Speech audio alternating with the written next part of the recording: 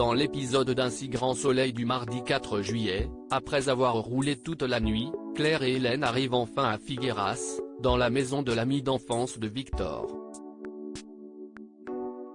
La première remarque que la clé n'est pas dans sa cachette habituelle. Elle en déduit que la maison est occupée. Elle demande donc à Laurence Roussillon de leur ouvrir, sinon elle appellera la police. La fugitive s'exécute donc et les fait entrer. Laurence leur promet qu'elle ne veut pas attirer des nuits à Victor et passe alors aux aveux. Il essaie de lui permettre de revoir sa fille une ultime fois. Sa fille, dont elle n'a aucun contact, a été placée lors de son arrestation et à sa majorité, elle est partie vivre aux États-Unis. Le 8 juin, Victor est venu la chercher lors de sa permission. Si est sur un coup de tête qu'elle a décidé de ne pas retourner en prison. Victor a tenté de la dissuader, en vain. À défaut, il a décidé de l'aider. Elle pensait avoir de l'argent planqué mais son ancien complice s'était déjà servi, ce qui a contrarié leur plan d'obtenir des faux papiers. Claire comprend alors pourquoi Victor veut se délester de la paillote. En apprenant cela, Laurence estime que CIST allait trop loin. Elle refuse qu'il fasse ce sacrifice pour elle et souhaite se rendre à la police. Mais touchée par son histoire, Claire et Hélène refusent. Elle doit encore s'accrocher, le temps qu'elle trouve une solution. Au même moment, Victor rencontre Croisy qui lui remet le contrat de cession des parts des Sauvages.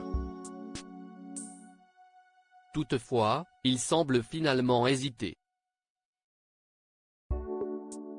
Victor reçoit ensuite un appel de sa fille qui le supplie de ne pas faire cavalier seul.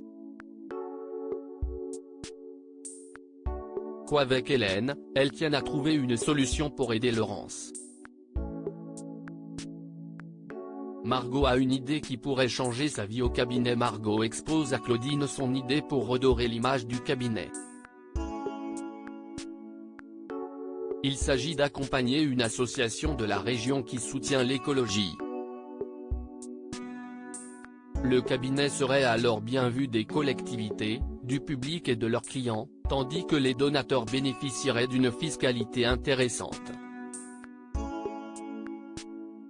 Claudine a besoin de temps pour y réfléchir.